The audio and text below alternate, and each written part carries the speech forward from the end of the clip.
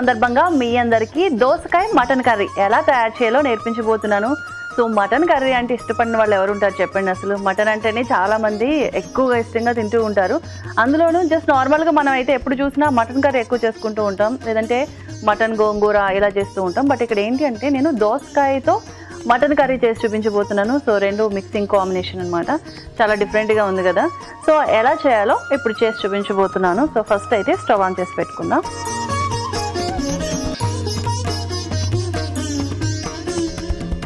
So ఇప్పుడు కొంచెం నూనె వేసుకుందాం ఫస్ట్.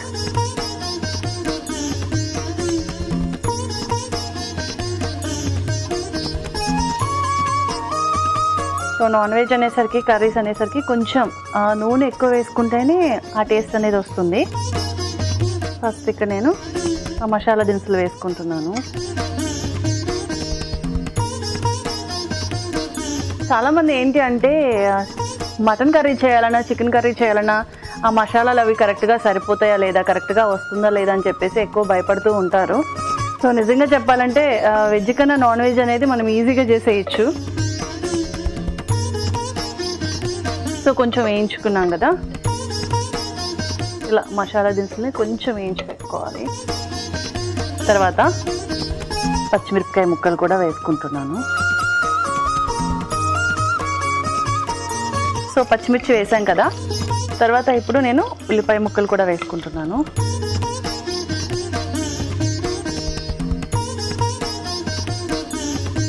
నెక్స్ట్ మనం చేయాల్సింది ఏంటి అంటే కొద్దిగా అల్లం వెల్లుల్లి పేస్ట్ వేసుకో.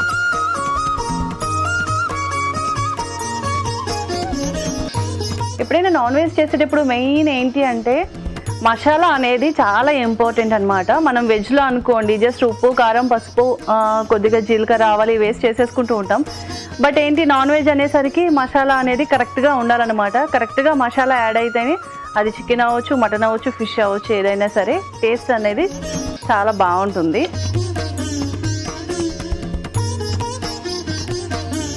కొంచెం పసుపు యాడ్ చేస్తాం.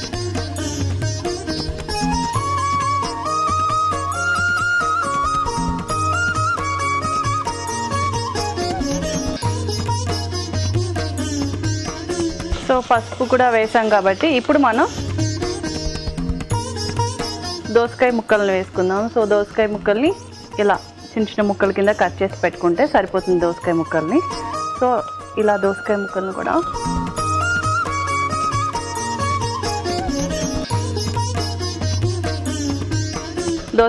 కూడా వేసాం కదా.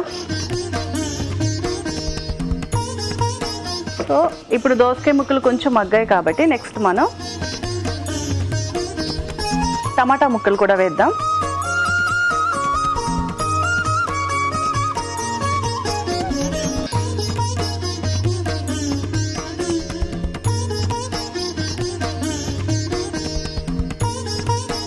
మటన్ వేసుకుందాం.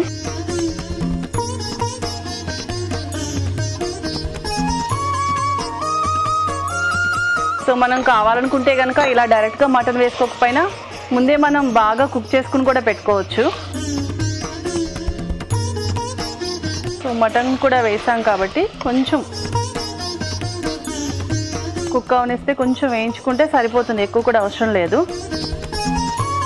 ఎందుకంటే మనం ఎలాగో కొంచెం ఎక్కువ విజిల్స్ వేయించుకుంటే మటన్ అనేది బాగా కుక్ అవుతుంది. ఇప్పుడు కారం కూడా వేసుకుందాం.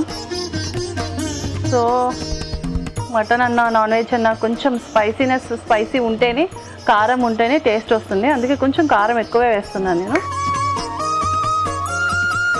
అలాగే ఉప్పు కూడా.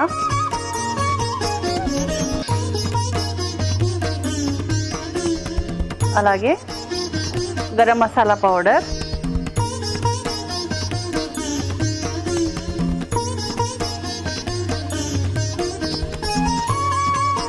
సో ఇప్పుడు మొత్తం అంతా ఒకసారి కలుపుకుందాం. సో మనం టమాటాలు కూడా వేసాం కాబట్టి ఆ వాటర్తో కొంచెం మగ్గాక మనం నెక్స్ట్ ఏం చేయాలంటే కొద్దిగా వాటర్ యాడ్ చేసుకొని కుక్కర్ పెట్టేసుకుంటే సరిపోతుంది. కొంచెం వాటర్ యాడ్ చేస్తున్నాను.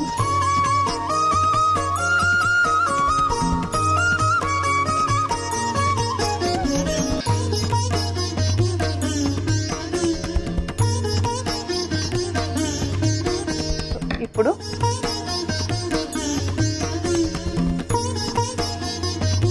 సో విజిల్స్ అన్నీ వచ్చాయి. సో మటన్ కూడా బాగా కుక్ అయింది. సో చూసారు కదా.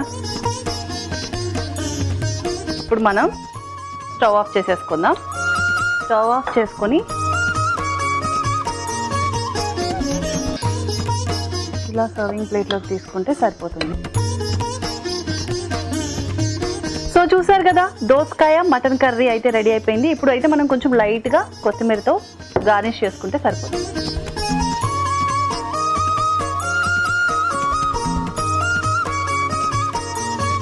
సో చూసారు కదా, కొత్తిమీరతో లైట్గా గార్నిష్ చేసుకుంటే సరిపోతుంది. సో ఫైనల్లీ దోసకాయ మటన్ కర్రీ రెడీ అయిపోయింది. దీనికి కావాల్సిన పదార్థాలు తయారు చేసుకునే విధానం మరోసారి చూసేయండి.